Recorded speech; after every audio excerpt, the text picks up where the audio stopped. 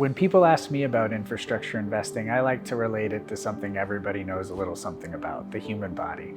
So you have a bunch of different systems that have very specific functions that are working together to create some sort of harmonious entity. I like to start with the skeletal muscular system, and this is sort of the framework that everything else is built on, right? These are your public roadways, your interstates, your waterways. And this largely falls under the purview of local municipalities as well as the federal government.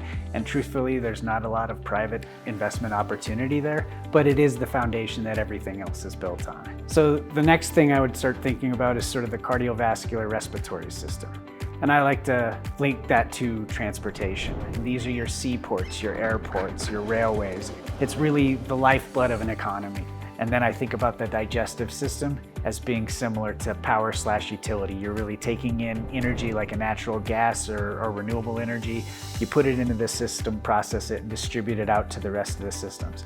And with that is the less glamorous piece of waste. So you have waste removal and water filtration systems. And then finally, I like to think of the nervous system as communications. This is really what is telling all the other systems what the systems are doing and how to operate. So this is what tells headquarters in Florida what's going on, what's coming into the seaport in Long Beach, and then from Long Beach, what goods are going to Minneapolis along the rail line. This is where you have your cell towers, your satellites, your data centers. Some of the traits that the systems/sectors have in common is that they're sort of a steady state. There's always sort of a constant steady state. Sometimes it's elevated, sometimes it's depressed, but for the most part, they're operating 24/7 and they're essential. And so what does that mean from an investment perspective?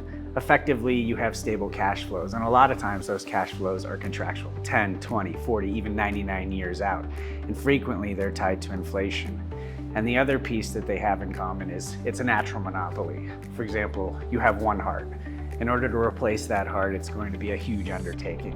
If you look at a utility that's serving a certain region, in order to take that utility out, pull it out, replace everything the utility does, it's going to be a huge undertaking. A lot of capital expenditure and frankly, not likely. So you have a natural monopoly, you have steady cash flows, and what does that lead to? Effectively, strong risk-adjusted returns, and we think that's been proven out historically. We think it's a great time to be investing in infrastructure right now. There's demand. Developing countries across the world have underinvested in infrastructure for a while now. For example, the United States, estimates vary, but we're nearly $100 billion underinvested on an annual basis in infrastructure, according to different studies.